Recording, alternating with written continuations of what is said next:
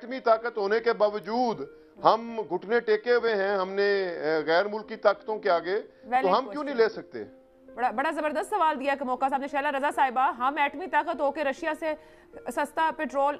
जी फारूक साहब कुछ कहना चाह रहे हैं आप? जय हिंद दोस्तों, मैं महेंद्र शर्मा स्वागत करता हूं वन वर्ल्ड हिंदी में आपका। उम्मीद करता हूं आप खुश और स्वस्थ है। दोस्तों आइए दिखाते हैं पाक मीडिया के कुछ लेटेस्ट डिबेट, जिसमें कैसे अब डिस्कशन किया जा रहा है कि हम एटमी मुल्क होते हुए भी हर किसी के आगे घुटने टेक देते हैं, क्योंकि आज पाकिस्तान की जो इकोनॉमी की हालात हो चुकी है, उनके पास खाने को दाने नहीं है और इकोनॉमी चलाने को पैसे नहीं है। क्योंकि कहीं ना कहीं आज पाकिस्तान की जो शर्तें IMF के साथ लागू हुई है, उनके बाद पाकिस्तान में इतनी महंगाई और भुखमरी इतनी भयंकर तरीके से बढ़ चुकी है कि पाकिस्तान को IMF ने सिर्फ इसी कंडीशन पे लोन दिया है कि अगर आप हमारा लोन वापस करोगे तो ही हम आपको लोन देंगे। दूसरा, इनको सैंक्शन का डर लग रहा है, अमेरिका का दबाव भी है कि रशिया से सस्ता तेल नहीं ले सकते, जबकि इनके पास पड़ोस में ईरान है जो 50% तक डिस्काउंट में तेल दे रहा है, वो भी ये ले नहीं सकते। तो अपनी मर्जी का ये कुछ भी नहीं कर पा रहे। आज पाकिस्तानी मीडिया में इसी चीज का डिस्कशन किया गया और कैसे मईशत को तबाह किया जा रहा है, क्योंकि ना ही तो इमरान खान ने कमी छोड़ी और ना ही अब नई हुकूमत ने पाकिस्तान को तबाह करने की कमी छोड़ी है। तो कैसे ये इस इमरान खान के चमचे को भी इस एंकर ने धो दिया। तो दोस्तों देखिए डिबेट और कमेंट में अपने प्रतिक्रिया जरूर दें। लास्ट में आपसे रिक्वेस्ट करूँ, चैनल पर नए हैं तो चैनल को सबसे पहले सब्सक्राइब करें, लाइक शेयर कमेंट जरूर करें। दोस्तों जय हिंद, वंदे मातरम, भारत माता की जय। दोस्तों इतनी ताकत होने के बावजूद हम घुटने टेके हुए हैं, हमने गैर मुल्की ताकतों के आगे, तो हम क्यों नहीं ले सकते?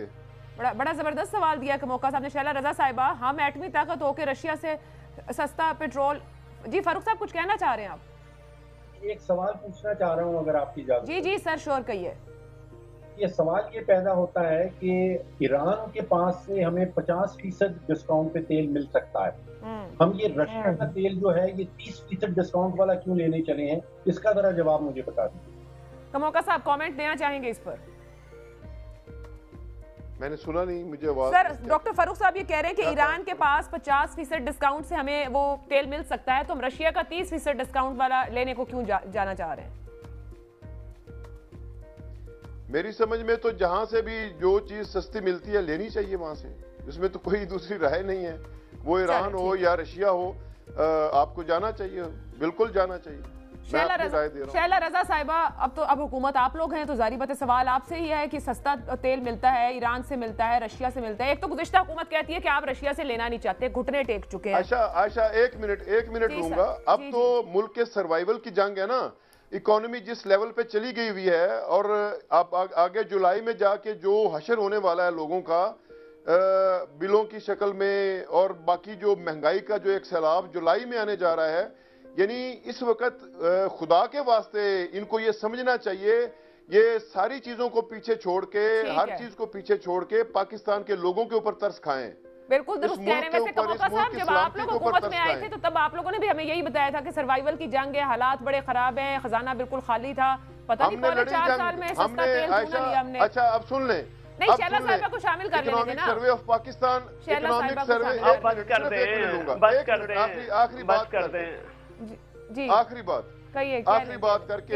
बात करके फिर शैला रजा, मैं कह रहा हूं कि जी जो इकोनॉमिक सर्वे ऑफ पाकिस्तान इन्हीं के दौर में आया ना, उन्होंने जो रिपोर्ट शाया की है, हमारे दौर में तो नहीं आई। मुझे एक इंडिकेटर बता दें जो नेगेटिव जा रहा हो। हमने जो है वो highest level ever in Pakistan history हमने अचीव ना किए हों। ठीक है शैला रजा साहिबा, IMF से मुज़ाकरात ब्रेक थ्रू क्यों नहीं हो पा रहे, इसको जवाब दें। रशिया से तेल क्यों नहीं ले पा रहे, सस्ता तेल ईरान से मिलता है तो वो प्रायोरिटी क्यों नहीं? जितने सवाल अभी रखे हैं कमोका साहब ने, और ये फारूक साहब का भी एक सवाल। जी अच्छा, मैं ये कहना चाहती हूँ कि जो स्टैंडिंग कमेटी होती है, मैं भी 3rd टर्म है मेरी असेंबली में, उसमें अपोजिशन और गवर्नमेंट के बराबर मेंबर्स होते हैं और एक चेयरमैन होता है या चेयरपर्सन, ठीक है। तो आप स्टैंडिंग कमेटी से अपोजिशन के बगैर बहुत सारी चीज़ें कैसे पास करा सकते हैं? जो लोग जो नॉलेज रखते हैं उसी हिसाब से स्टैंडिंग कमेटीज़ में बैठते हैं।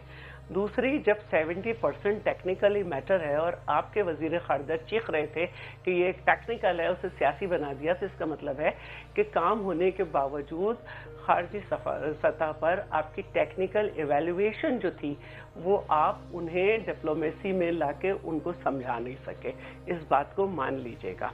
अच्छा, दूसरी बात जो है वो मैं ये कहना चाहती हूँ, और ये मेरे हाथ में भी है, और मैं चाहूँगी कि इसको अगर झुटलाया जा सकता है तो फारूक सलीम साहब ज़रूर समझाएं, इसको कह दें कि मेरी गलत है।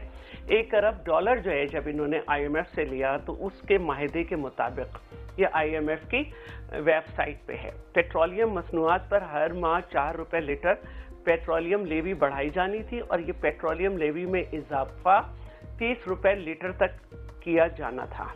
PTI हुकूमत ने न सिर्फ पेट्रोलियम लेवी में इजाफा रोका बल्कि सेल्स टैक्स भी ज़ीरो कर दिया। मायदे के तहत पाकिस्तान को गुज़िश्ता साल 5 नवंबर, 1 दिसंबर और रवां साल 1 जनवरी को पेट्रोल और डीजल पर 4-4 रुपए प्रति लीटर पेट्रोलियम लेवी बढ़ानी थी। PTI हुकूमत ने मायदे के बरक्स जनवरी के बाद पेट्रोलियम लेवी में कोई इजाफा नहीं किया और सेल्स टैक्स भी सिफर कर दिया। IMF की वेबसाइट पे मौजूदा दस्तावेजात के मुताबिक पाकिस्तान ने पेट्रोलियम लेवी बढ़ाने की यकीन दहानी 17 दिसंबर 2021 को कराई थी। इस दस्तावेज पे दस्तखत गवर्नर स्टेट बैंक ने और वजीर खजाना शौकत तरीन ने 4 फरवरी को किए थे, फिर इसका इजरा हुआ था लेकिन इन्होंने नहीं किया, जिसका नतीजा ये हुआ कि दोस्त ममालिक जो थे उन्होंने भी जो है ना उनको इस IMF के साथ माहिदे पे अमल दरामद को यकीनी बनाकर और शराइत पर अमल करके ही कर्ज देना था। ये है इनकी कहानी, ये मैंने नहीं कही, ये IMF की जो है वेबसाइट पर है। तो जब आप किसी मुल्क के साथ इंटरनेशनली आप माहिदा कर रहे हैं, कर्ज ले रहे हैं और उसके बाद हम कह रहे हैं कि हम तो जान छुड़ाना चाह रहे थे, तो आपने माहिदा क्यों किया? ये वही माहिदा है ना जिसको शौकत तरीन ने आते ही कहा था कि मुझे तो समझ नहीं आ रहा कि कहाँ जा रही है मईशत और बड़े सख्त शराइत हैं। फिर उसके बाद उन्होंने ये भी कहा कि आपकी तो कोई माशी पॉलिसी नहीं थी, एक के बाद एक तजर्बा करते थे। फिर उन्होंने ये भी कहा, जो आप इंडिकेटर्स की बात करते हैं, कि हमने 80% कर्जा नहीं बढ़ाया 10 साल में जो कर्जा लिया है उसमें, बल्कि हमने 76% बढ़ाया है। और ये जो आप कह रहे हैं सारे इंडिकेटर्स, तो ट्रेड डेफिसिट जो है ये रिकॉर्ड 76% आपके यहाँ गया। आपने एक्सपोर्ट बढ़ाई लेकिन आपने इंपोर्ट उससे दुगनी कर दी। तो क्या अच्छाई थी मईशत में, मुझे बता दें। अगर मैं कह रही हूँ तो फारूक सलीम साहब इस पे जरूर बात करें। तो अब सस्ता तेल कोई उम्मीद है हुकूमत कहीं से ले सकती है शैला साहिबा? रशिया से, ईरान से कोई गैस पाइपलाइन भी थी? बिल्कुल लेंगे, बिल्कुल लेंगे। अभी गवादर के लिए हमने 100 मेगावाट बिजली भी ली है। हमारे जो कैदी हैं उन पे भी बात हो रही है। चाइना से भी हमने रिलीफ लिया है। G20 ममालिक ने भी जो है कुछ रिलीफ हमें कर्जों के ऊपर मिला है। तो जो लेना होगा बिल्कुल लेंगे। हम इनकी तरह, जिस तरह इन्होंने CPEC अनफोल्ड किया IMF के सामने, वो भी नहीं करेंगे। जिस मुल्क से जो माहिदा है वो करेगी पाकिस्तान की गवर्नमेंट, और अपनी क्रेडिबिलिटी को खराब नहीं करेगी। फारूक साहब, आपसे अब सवाल ये है, जिस तरह हमारे यहाँ आईनी और कानूनी मामलात, हुकूमत और अपोजिशन कोई भी जमात हो वो अपने हिसाब से शिक दे देगी, कानून बता देगी, अवाम ये समझने से आजकल कासिर होगी पिछले 6 माह में कि असल में आइन क्या कह रहा है और दरअसल कानून क्या मुतालबा कर रहा है। ये पंजाब असेंबली में आजकल यही चल रहा है, 2-2 इजलास, 2-2 मामलात। अब कुछ माशी फिगर्स का भी हाल ये हो गया है। हुकूमत जो फिगर्स देगी वो और होंगे और अपोजिशन जो फिगर्स देगी वो और होंगे। यानी हुकूमत पाकिस्तान के फिगर्स एक नहीं रह गए, वो जाती फिगर्स हो गए सियासी जमातों के। अब जो जितनी पेशरफ्त IMF के साथ मामले पर हो गई है, ये फैटफ वाला मामला यहाँ खड़ा है, मुज़ाकरात में ब्रेक थ्रू क्यों नहीं हो पा रहा है? मैं सवाल समझ नहीं पाया। FATF के हवाले से सवाल है? सर, सवाल ये है कि हम जो कंफ्यूजन अपने घर में क्रिएट किए हुए हैं, क्या कहीं यही कंफ्यूजन बाहर भी तो नहीं भेज रहे हैं कि उनको भी फैसले लेने में दिक्कत हो रही है कि दरअसल इन हाउस मामलात चल कैसे रहे हैं, चला कौन रहा है? तो फिर IMF भी यही बैठा सोच रहा है कि पहले ये देखें कि इन्होंने क्या करना है, फिर हम देखें हमने इनके साथ क्या करना है। देखिए, IMF की और PTI हुकूमत की एक 3 साला तारीख है जिसमें एक सीरीज है वादा खिलाफी की। आपको याद होगा कि जब हफीज शेख साहब आए थे, उन्होंने एक मुआहदा किया था IMF के साथ। उसके बाद उनकी छुट्टी हो गई और फिर शौकत तरीन साहब आ गए। उन्होंने कहा कि मेरे पास एक जादू की छड़ी है, जो मुआहदा हफीज शेख साहब ने किया है उसके ऊपर अमल दरामद की ज़रूरत नहीं है। उसके बाद जून 2021 को आप बजट खोल के देख लीजिए, उसमें एक वादा किया गया था IMF से कि हम 30 रुपए फी लीटर पेट्रोल और डीजल के ऊपर पेट्रोलियम लेवी की हद से मद में टैक्स लगाएंगे। उसके बाद हमने पीटीआई की हुकूमत ने एक किस्त वसूल कर ली और किस्त वसूल करने के फौरन बाद वादा खिलाफी कर दी।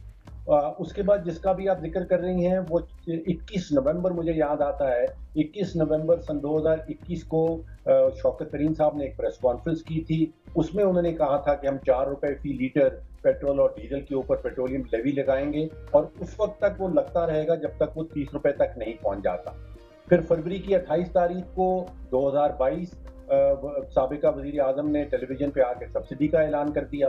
तो हो ये रहा है कि आलमी इदारों के साथ वादा किया जाता है, उन वादों के नतीजे में उनकी किस्त वसूल कर ली जाती है और उसके बाद वादा खिलाफी हो जाती है।